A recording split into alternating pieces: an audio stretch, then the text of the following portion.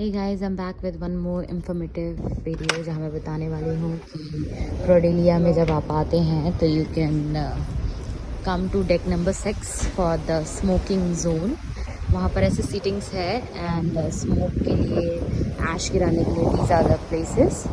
So यहाँ पर जो है डस्टबिन वगैरह है बनाया हुआ है, स्पिटिंग वगैरह इधर उधर करना मना है, which is already written here. ये लोग डॉलर्स में लेते हैं, रुपीज़ में नहीं, डॉलर्स में। Okay, so these are the things जहाँ पर आप ऐश गिरा सकते हैं और यहाँ पर बैठ के आराम से स्मोक कर सकते हैं। सो पूरा floor he I think for that only.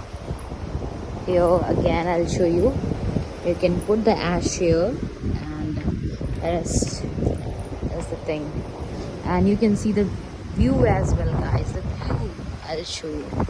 Look at the view. Smoking